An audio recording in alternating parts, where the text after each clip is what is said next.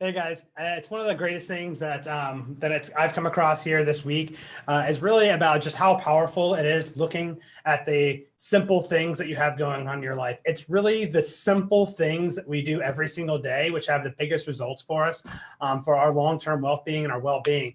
So I got some 3 big tips for you guys here today of things that you can do today to be able to make sure that you're setting yourself up for even a better week next week. The first thing that I would do if I were you is to go into the royallegalsolutions.com/free LLC and get yourself one of our free LLCs and download our ebook on how to maximize your tax savings. This is going to be all of the standard tips from all of the best CPAs from across the country that I've interviewed, smashed into one ebook. So you can just go down the checklist to say, like, what are the things that I can easily do to be able to save myself money on my taxes starting right now. You got to start early on in the year to be able to maximize your tax savings. If you try to do these things later in the year, the bell's already been rung. You've already done all of the actions. There's very little you can do at the very end of the year, and every CPA will tell you that. That's what I've heard thousands of times from the CPAs that I've talked to. The second thing that you want to do is you want to make sure that you're having all of your time that is related to your business scheduled. You want to live off of your calendar to make sure that you're not wasting any time, that you're really committing the time to the things that you've identified are the most important to you. We've talked in some of the other videos I came up here about how important it is to set your intention for the day or the week. That can even go all the way down to just the one thing. That's an awesome book. I'm sure you've read it. If you haven't, you need to go out there and get it and read it right now, because it talks about the power of really just focusing on the one or maybe up to 3 things that are going to be the things that are going to drive your day forward, drive your week forward, drive your month forward, etc. When we think about all the things we need to do, it gives us incredible amounts of anxiety and it spreads our energy too thin. So we need to focus down on just the 1 to 3 things that we know are going to make the biggest impact and make sure we're hitting those. If you can get to 1,000 things, awesome. But you always make sure that your 1 to 3 things are always done.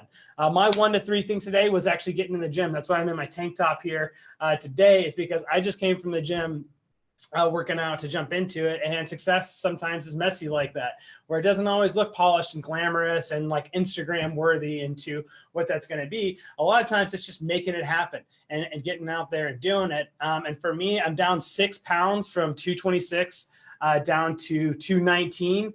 I got a goal weight of 165. And so I got a long way to go. And so that can be really discouraging if I looked at my wins as I only win when I hit 165.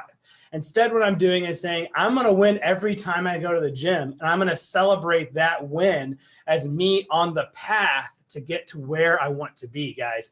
And if you approach it like that, your goals become incredibly achievable, because you're not looking at a win-lose scenario. You're winning every single day you show up and start doing the right things, and you celebrate those wins as you go along. Shit, 6 pounds is not that much when you're trying to lose 60, but it doesn't matter, because it's the path. It's doing the right things each day is what is important. It's not actually thinking about, did I hit the goal or not, is what the important piece is, right? So I hope that makes sense for you guys. The last thing that I want to talk to you guys about here today, and this one is a biggie, and it's going to be in making sure that you're staying in consistent behaviors by ensuring that you're going to be doing your journaling at the end of each day that you wrap up your day. Journaling is incredibly important, especially if you're somebody that has trouble sleeping, because what it does, it takes everything that's in your head and it puts it down onto a piece of paper. So that way it gets it out of your head and gets your mind keeping from spinning about thinking about all these different things. It's also the time for your brain to just decompress. You get it all out on paper, and then you can reflect on your day to say, like, hey, how was my day really? What really went well today? What could have gone better? Those opportunities, if you're, a person that has lower energy, a depressive person, or you just think things aren't really going well in your life, this journaling becomes exceptionally important, because it's a mechanism by which you can force yourself to have to think about the positive things. And the more that you can think about the positive things, give gratitude to those positive things, it turns your mindset into a positive mindset. This is what's going to make you happier. It's going to be what's make you more encouraged to be able to go out there and do do the hard work that you need to do for your next day.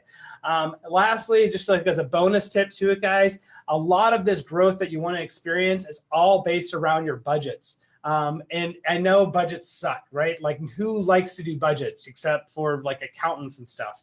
It's just not fun. So what I'd recommend is, if you've never done a budget before, first, just work on getting awareness. Just see like, how much money am I actually spending in my life and in my business each week, right? And then step number 2 is, what kinds of things am I spending that money on? And just have like 3 to 4 broad categories about, entertainment, housing, food, recreation, etc. Of what can make sense for you. But if you haven't ever looked at a budget before, guys, I would really recommend trying to do that this weekend, and just sit down and say, like, how much money do I actually bring in and how much money do I actually spend? And if you really are gung-ho about it, look at, what are the categories that I'm spending this money on? Next week, we can talk about, what are the appropriate percentages that you're going to need for that. So, for example, you never want to spend more than 1/3 of your take-home pay on housing, right? But a lot of people do. And what that means is actually they become house poor.